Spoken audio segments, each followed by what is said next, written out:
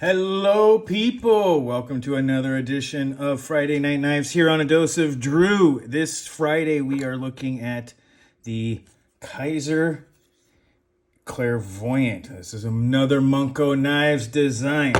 I am a fan of most Munko Knives design ever since the first Comet. It was definitely good. Very unique design. And I got this even though it was a button lock, and I'm glad. We'll get to that in a minute. First things first, this is a fairly large but slim knife. Let's get to some of the other bits and pieces here. All right, there we go. Weight, 3.9 ounces. Wow, that's heavy, right? But let's take a look at some of the other stuff. So 3.9 ounces here. Unroll the little magic pink tape. 8.5 inches with nearly 4 inches from tip to scale. Tip to tail, 8.5 inches. Tip to scale is like 3 3/4. Cutting edge, a long thing, is about 3 3/4. So this is a large knife. Spoiler alert, I can't carry this where I live unless I just carry it in the house. Now I have taken this down to the recycling bin and all that sort of stuff to give it a fair test. But generally speaking, I can't carry this. There's a 3.5 inch limit law in my locality, so I can't generally carry this unless I go outside of the city limits and that sort of stuff. If I go hiking or something like that, or if I'm going to a state park, something like that, I can absolutely carry this. Otherwise, it's not. That does not stop me, and there's a lot of good reasons to continue this. So we've got all the larger stuff. Let's get a couple of referential. There is the paramilitary too. As you can see, it is only slightly longer, significantly more cutting edge length, and believe it or not, with this little bit where you can put your pinky on instead of the beak, more hand space in the real estate area though. So that's an interesting little bit for what's otherwise a relatively large knife. And of course, the Para 3, lightweight in this case. As you can see, hand space again. Hand space of both of these ends about right there. That's by the equivalent. You got this extra little pinky swell here. There's a good reason for that. In fact, I want to address one other thing here. We'll get to the button lock in a minute. I want to address just how small this is when folded. It's pretty compact. Right, you can see how much of the paramilitary too sticks up. Fair amount. That's quite a bit. Action, as you can see. We'll get to more of that here as well as we get into it. But first, it's just a blur. And of course, not just any leak, but a random leak. Again, hand space to there. Hand space, not again, to there. Right? Very interesting little bit here. It really does put some stuff in there. I'm going to get a little bit different this time because I'm going to go for a slightly larger just because it deserves it. And I want to emphasize this one. Here is the Rat 1. I'm not going to bring the Rat 2 out. In fact, just to give it a smaller companion here, there is the bug out. As you can see, it's not even a contest. I really want to take a little bit of time on this Rat 1 because the hand space on the Rat 1 is the only one that gives this a run for its money. And if you go cutting edge along, the same amount of cutting edge, but much of the belly is put up here, whereas this is this, excuse me, modified sheep's foot. Interesting little bit. And of course, here we are with the Civivi Elementum. Again, hand space on most of these ends somewhere about right here. This has an extra little pinky bit. And I knew this was coming. This is it compared to my Weenar. It may be longer, but my Weenar gets into places that this can't. All right. Excuse me. Moving forward on this.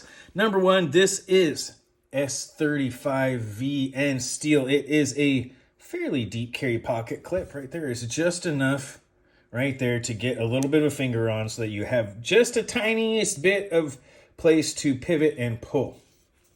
It is a button lock. And we're going to get into the damn nice categories here. Design, aesthetic, mechanics, noteworthy points, intended purpose, cost to value ratio, expectations, and I forgot to put the nicer. If there's any requests, it'll be damn nicer for any requests. So let's get into that. Design. One, this is a nice little kind of swoosh design where it's got, right, where it comes in, which gives it, the curves then match very well. And it gets that the saber grip on this. Look, you can even choke back. But I fit in those other knives quite well, where they all usually stop right here in this much larger hands, or if you want to choke back on this, which is really something I hadn't done. Keep your thumb off the button, number one, right? And you can pull this back and you get almost this chopper where your hand's not even getting to the button. And we're going to get to that in a minute because, well, it is part of the design, so I may as well get into it right now. It is the first Kizer button lock since the original that I can say I like and that I feel comfortable about.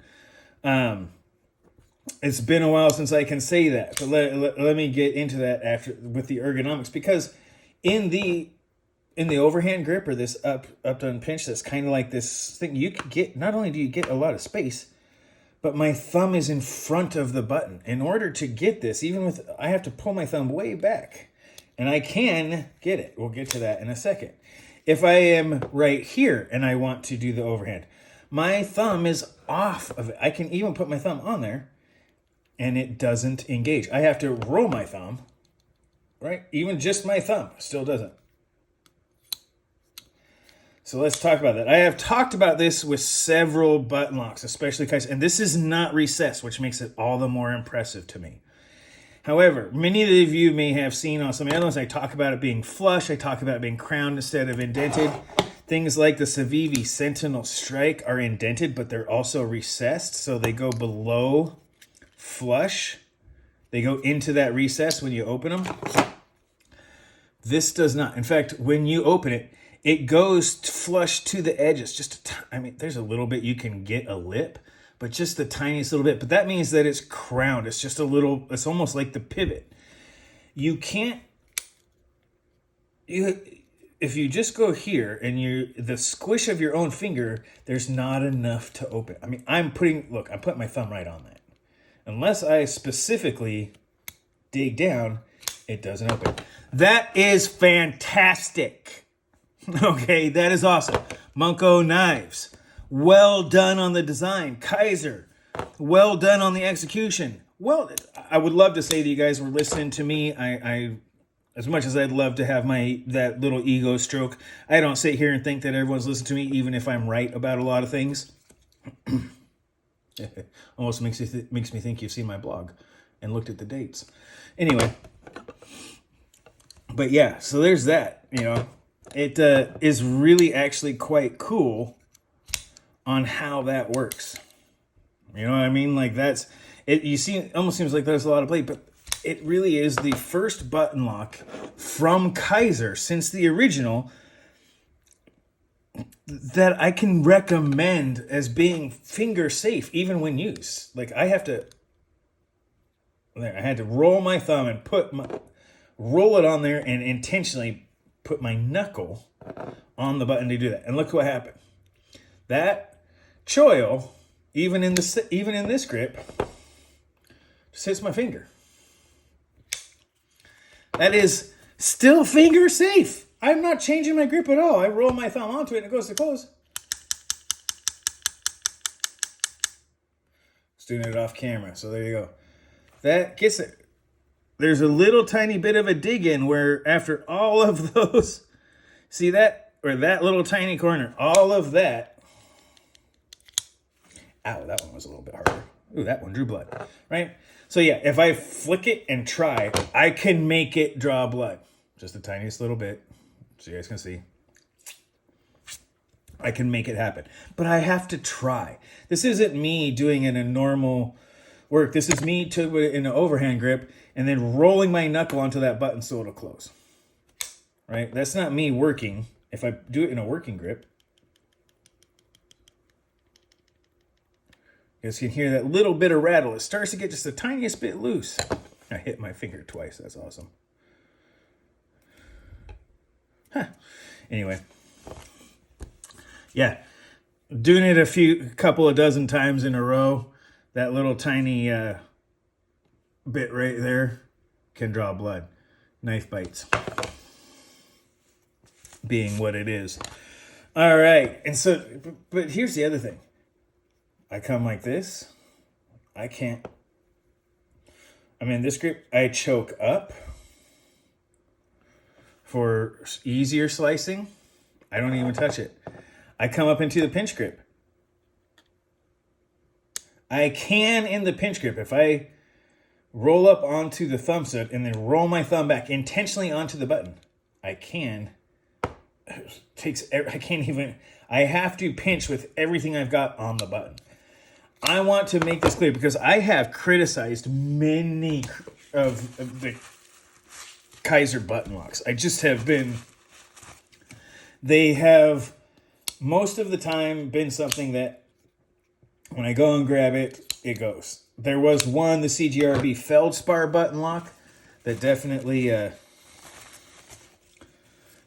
guys are going to, this is going to be great. I'm going to do a little bit of the shave so it doesn't bleed. If anyone doesn't like blood, I'm trying to make sure that there's not too much blood on camera. So it's not a huge injury. It happens. They're knives. Play with fire long enough, you'll get burnt. Play with knives long enough, you'll bleed. But all right, so that the design without recessing made a finger safe button lock that Kizer, other than the original, not even the XL. The XL didn't even work as good as the first one. The original did the same thing. It had a similar, but it didn't have the recess. This is actually pretty amazing given the fact that it's not recessed.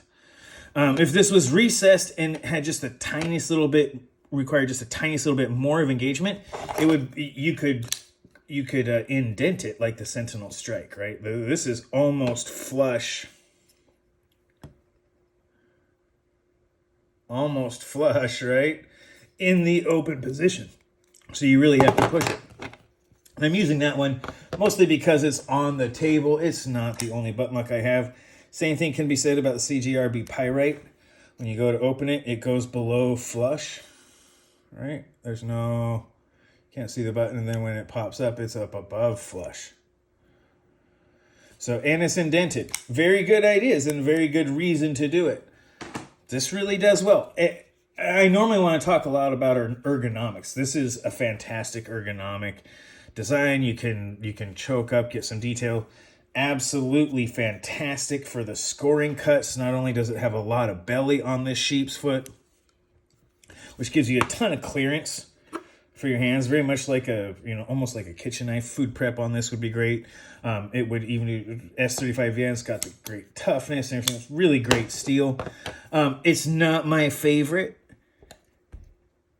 but it's not like it sucks. It's not my favorite for no particular reason. There's just other things, but there's a very good reason why it's all over the place. People like Larry and Thomas say it's good. It is an extraordinarily well-balanced steel that you can also sharpen fairly easily, even on some of the aluminum oxide or like Japanese type water stones.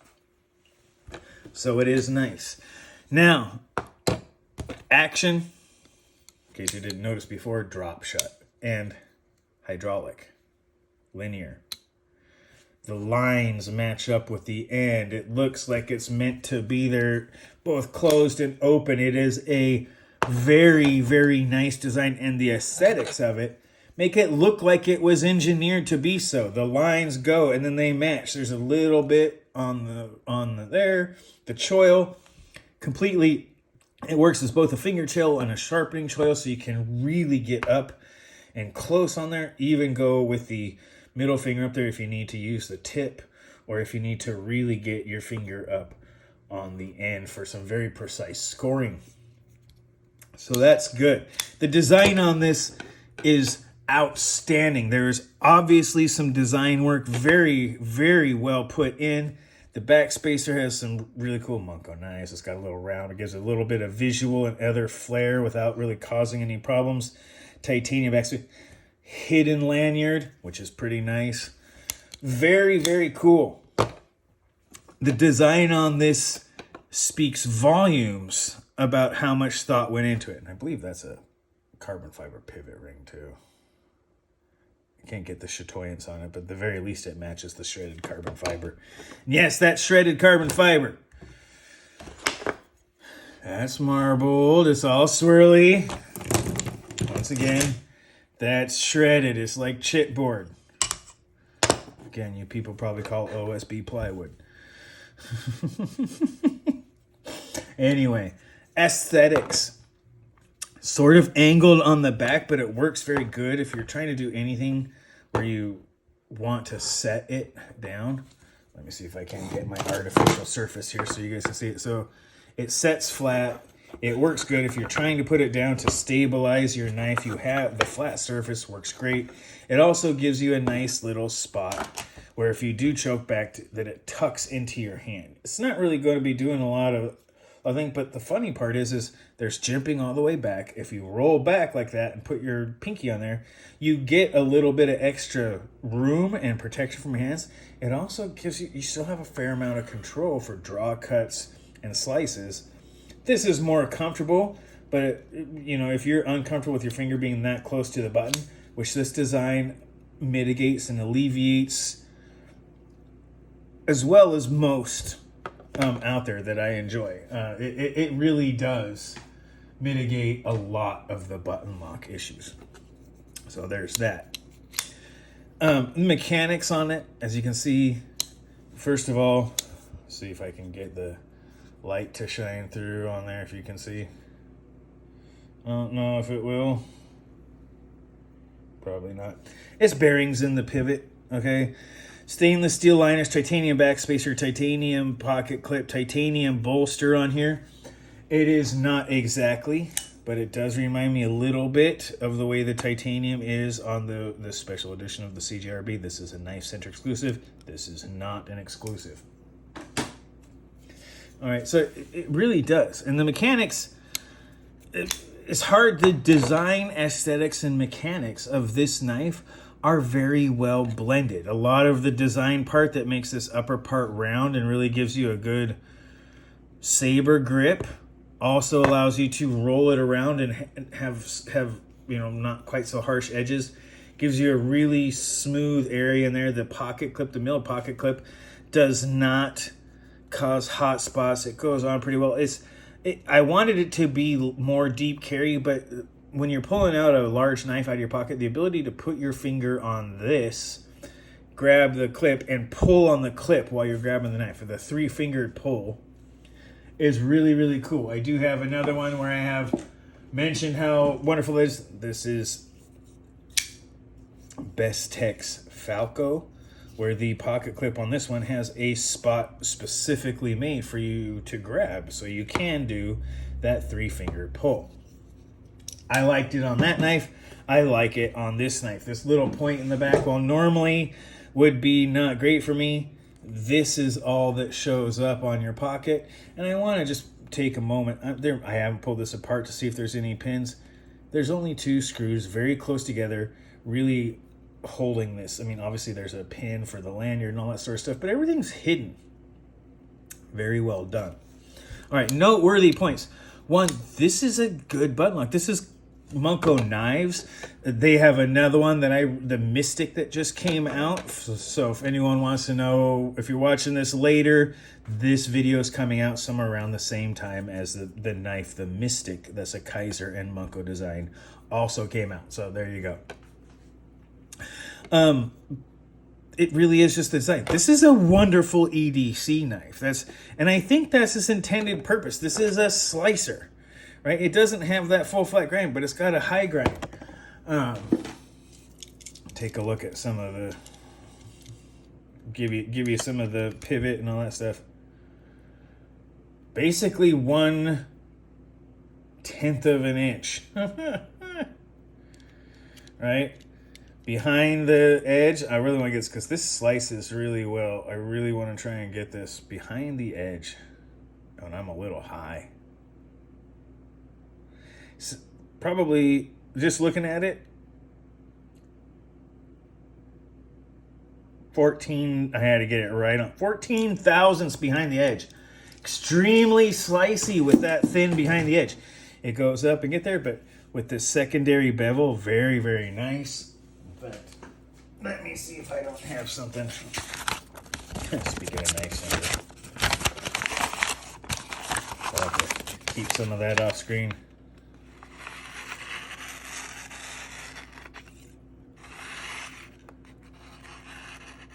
I don't know if you guys can, the curly Q.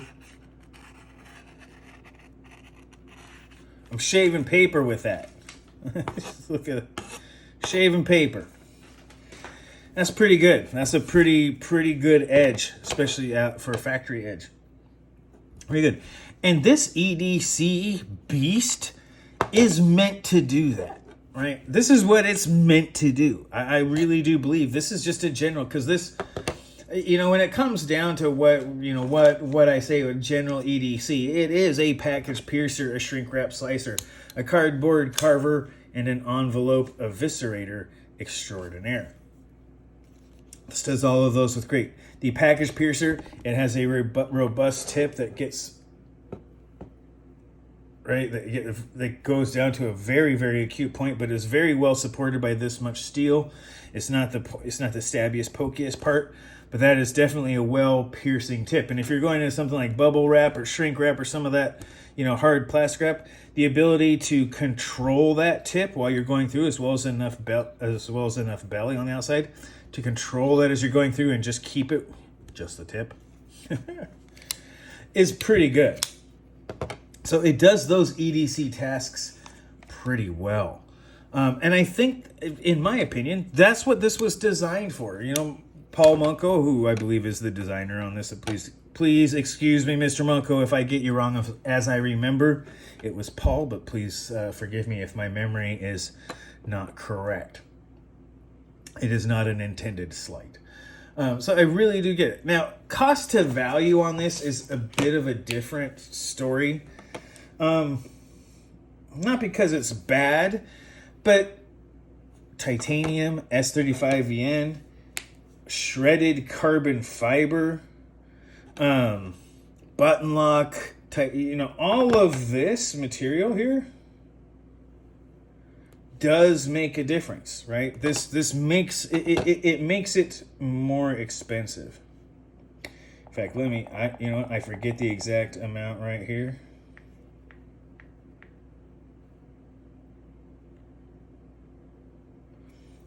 It's about 150 or so bucks, 160, 170, depending on what you get. They have lower priced ones, right? That's brass in my card and all that stuff. I like the lighter weight.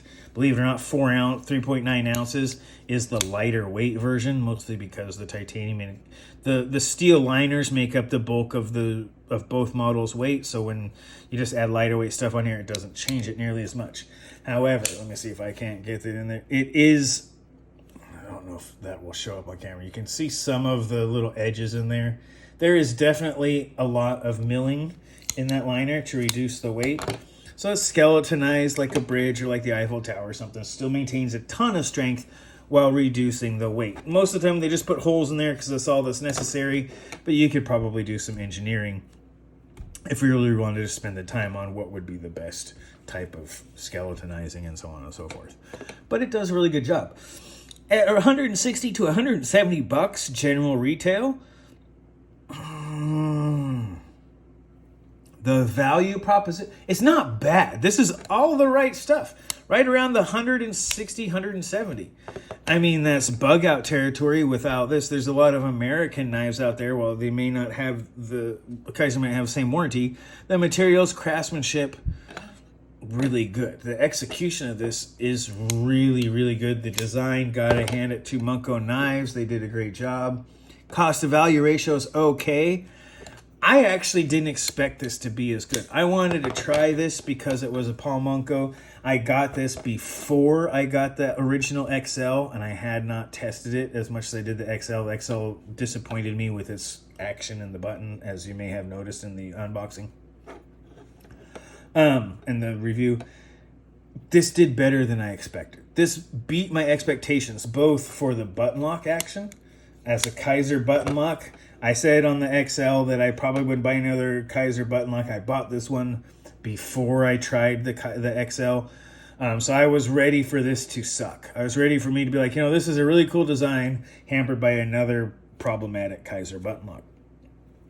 I can't say that. This actually wowed me with that. It's not even recessed.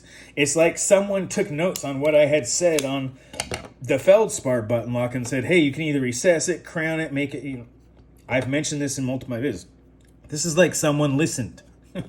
Believe it or not, someone might have listened to me. Whoa, no way. And as such, it really does. Its ability to do outstanding EDC tasks is really, really good. It's out there. It's better than I expect to be. I saw the sheepsfoot blade. I saw the slim handle. I'm like, God, a button lock with a slim handle. The saber grip, this gorilla grip, multiple saber grips, because you can saber grip it back. You can choke back on it and saber grip it, get the full use. Come up into the normal hand space here. Good saber grip. Overhand grip in almost every situation works just as good. You choke up, works good. Pinch grip style. Score, right the finger out here. You can get really up close, or if you just want to stay back, you just need a little bit of, or like even like you're dicing something like this. This is really good. It just overwhelmed my expectations. I didn't expect it to be this good. Not because of the designer. I like Paul Munko Knives.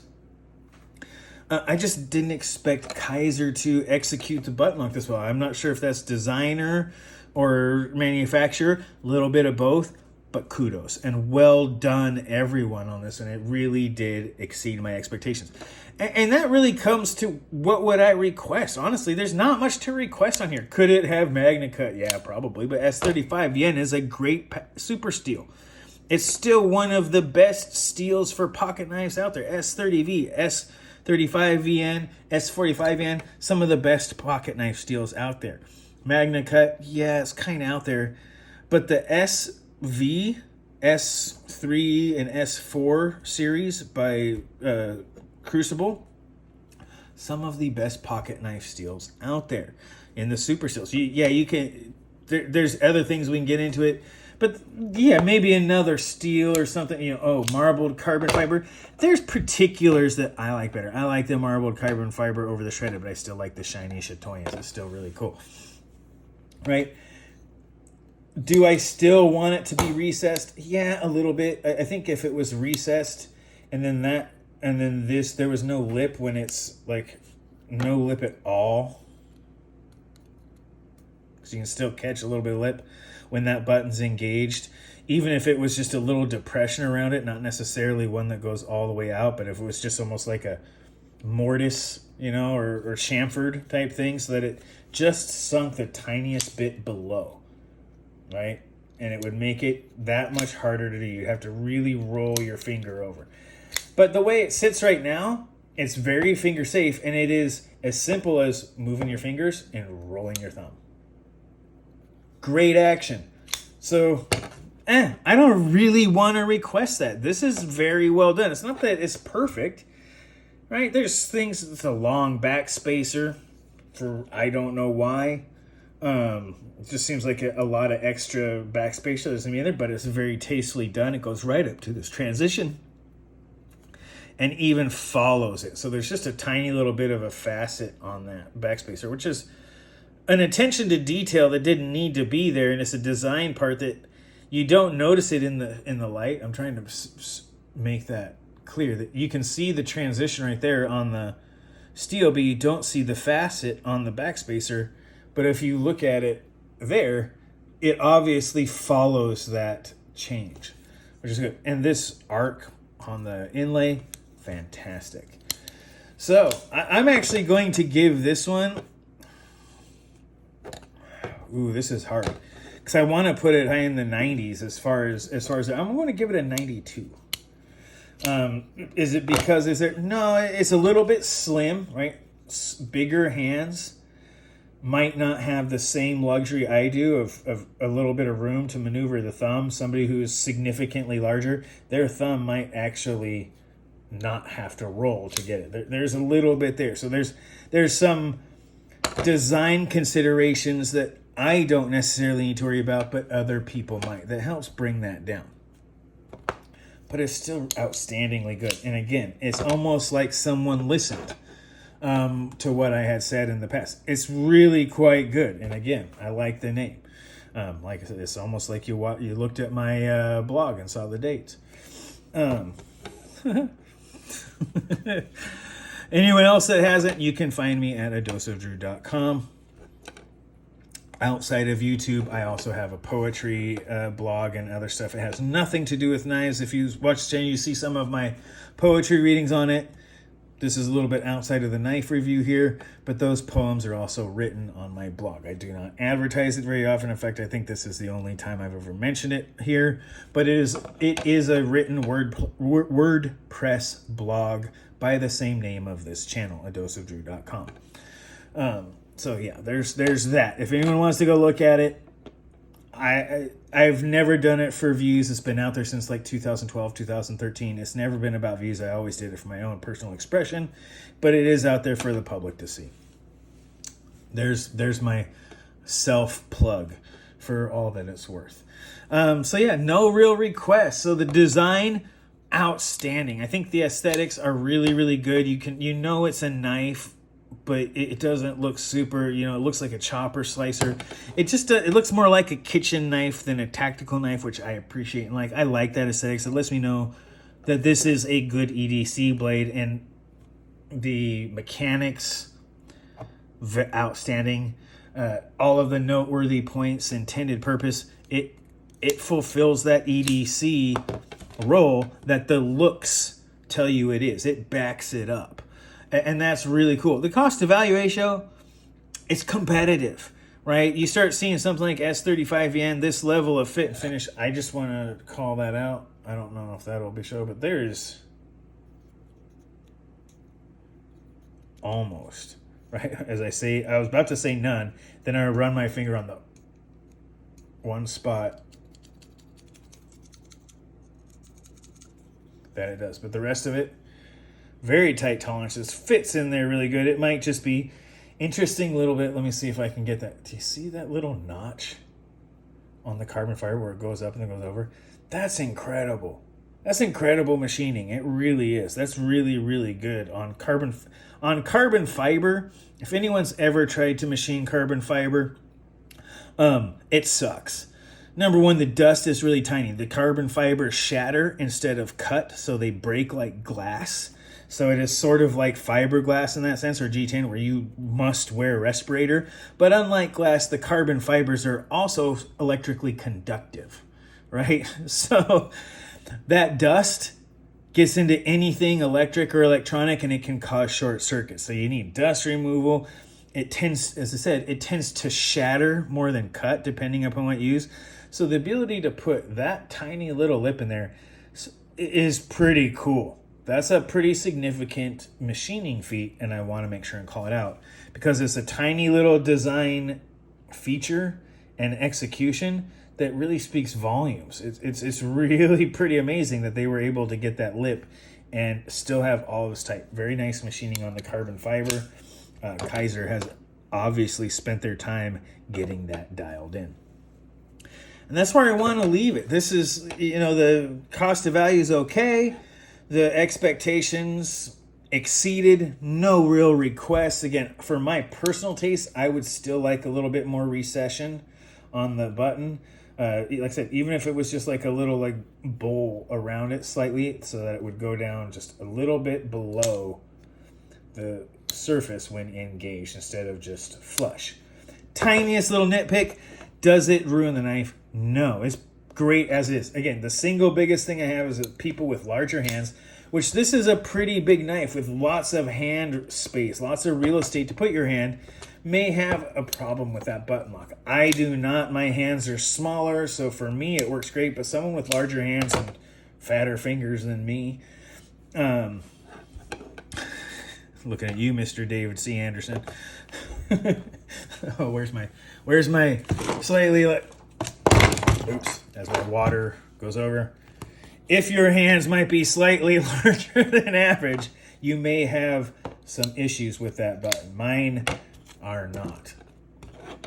So there we go.